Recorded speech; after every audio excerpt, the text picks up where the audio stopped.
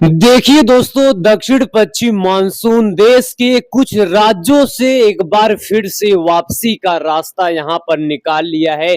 यानी दोस्तों, दक्षिण पश्चिम मानसून एक बार फिर से अपने समय के साथ साथ एक बार वापसी का यहां पर दिशा काफी तेजी के साथ बढ़ा रहा है। लेकिन दोस्तों, इन सब के बीच में बंगाल की खाड़ी पर काफी इंटेंस वेदर सिस्टम बनने की संभावनाएं दिखाई दे रही हैं। और इसी के साथ ही दोस्तों, आप सभी लोग जानते हैं कि दक्षिण पश्चिम मानसून के वापसी के साथ साथ सीजन का दूसरा चीज यहां पर शुरू होता है। वह यह है कि बंगाल की खाड़ी तथा अरब सागर पर तूफानी वेदर सिस्टम बनने की संभावनाएं बढ़ जाती हैं, जो सर्दियों के मौसम में काफी ज्यादा उग्र यहां पर दिखाती हैं। और इसी के साथ साथ दक्षिण पश्चिम मानसून जहां राजस्थान समेत उत्तर पश्चिम भारत के कई जगहों से एक बार वापसी का यहां पर सिलसिला शुरू कर दिया है, वहीं बंगाल की खाड़ी पर काफी मजबूती के साथ वेदर सिस्टम उभरता हुआ दिखाई दे रहा है। और यह वेदर सिस्टम देश के कई राज्यों के लिए काफी ज्यादा खतरनाक होगा। इसलिए होगा क्योंकि देश के तमाम राज्यों पर धान की फसलें काफी ज्यादा मेच्योर लेवल पर है और काफी अच्छी खासी कंडीशन में है।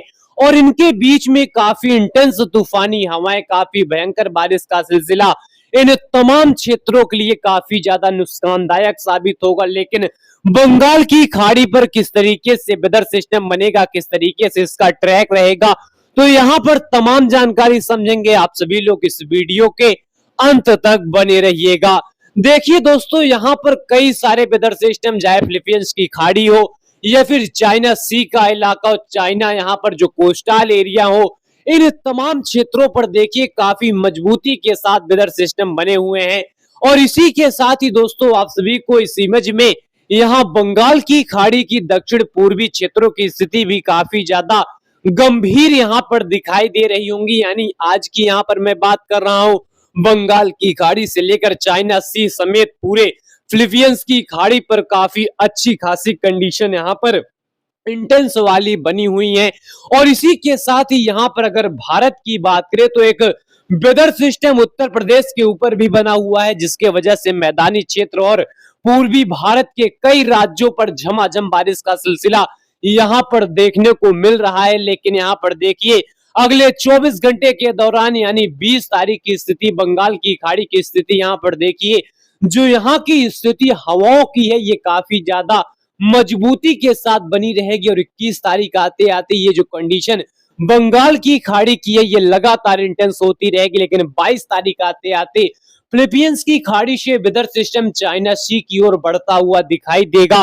और इसी के साथ ही यहाँ पर दोस्तों, इस वेदर सिस्टम की अगर हम इंटेंसिटी की बात करें तो ये जो इंटेंसिटी है, ये काफी ज्यादा इंटेंस है। इसलिए है क्योंकि इसका जो आई यहाँ पर देख सकते हैं, आई कांटेक्ट यहाँ पर देख सकते हैं, इस वेदर सिस्टम का जो आई यहाँ पर है, ये काफी ज्यादा गंभीर और काफी ज्यादा एक्सट्रीमली हैवी वाली यहाँ पर चीजों को प्रेजेंट करता है। और इसके वजह से हवाओं की यहाँ पर जो मूवमेंट है, हवाओं की जो यहाँ पर राउंड शेप है, जो सर्कल शेप है, ये काफी ज्यादा मजबूत है। और ये वेदर सिस्टम काफी मजबूती के साथ बने हुए हैं। और यहाँ पर देखिएगा चाइना सी की ओर बढ़ता हुआ दिखाई दे रहा है। और दूसरा जो वेदर सिस्टम है, ये जापान की ओर बढ़ सकता है। लेकिन बंगाल की खाड़ी यानी अगर अपने देश की बात करें तो 21 और 22 तारीख के बीच में बंगाल की खाड़ी की सक्रियता और ज्यादा यहाँ पर मजबूती पकड़ेगी। और इसी के साथ ही उत्तरी बंगाल की खाड़ी पर एक सर्कुलेशन तथा एक लो प्रेशर एरिया की कंडीशन यहाँ पर बननी शुरू हो जाएगी। और 22 तारीख की स्थिति काफी ज्यादा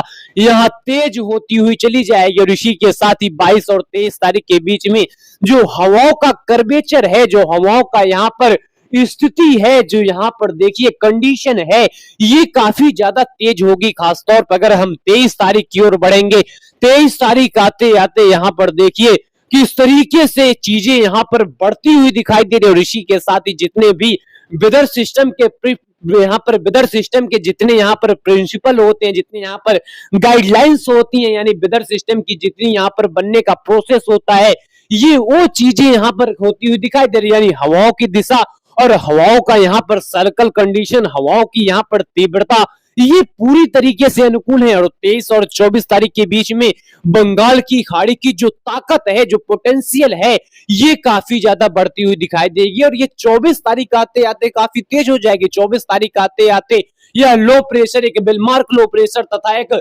डिप्रेशन की ओर बढ़ सकता है। इसकी संभावनाएं काफी ज्यादा अनुकूल है और 24 तारीख की स्थिति आप सभी के सामने है, जो यहाँ पर बताती है कि बंगाल की खाड़ी पर काफी ताकतवर वेदर सिस्टम रहेगा और यह वेदर सिस्टम दक्षिण पश्चिम मानसून की वापसी में रुकावट बनेगा। यानी दक्षिण पश्चिम मानसून मध्य और मैदानी क्षेत्रों को पार नहीं कर पाएगा, यानी इन तमाम क्षेत्रों से विड्रॉ नहीं कर पाएगा। उसके पहले यह वेदर सिस्टम ताकतवर के साथ, ताकतवर स्थिति के साथ ये आगे बढ़ेगा और 25 और 26 तारीख के बीच में ये उड़ीसा, पश्चिम बंगाल के कोस्टल एरियाज पर काफी भयंकर रूप, भयंकर ताकत के साथ यह खड़ा रहेगा।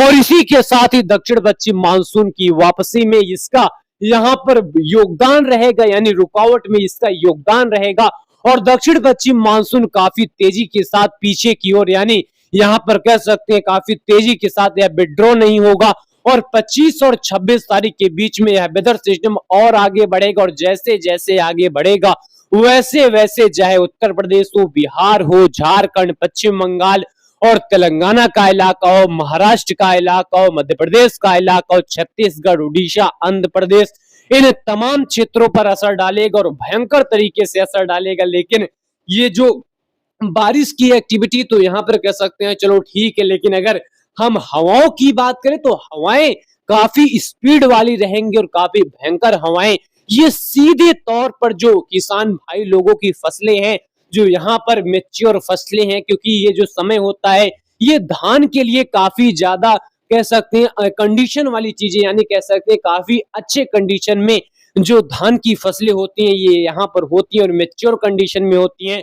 तो इनके बीच में जब इस तरीके का वेदर सिस्टम आगे बढ़ता है तो काफी ज्यादा प्रभावित करता है और नुकसान भी इस समय यहाँ पर हो सकता है, क्योंकि जो फसल है किसान भाई लोगों की ये काफी यहाँ पर अच्छे तरीके की, यानी अच्छे मूवमेंट में होती हैं और इसके बीच में यहाँ पर इस तरीके का वेदर सिस्टम कहीं ना कहीं उन पर भारी तरीके से आफत बनता है।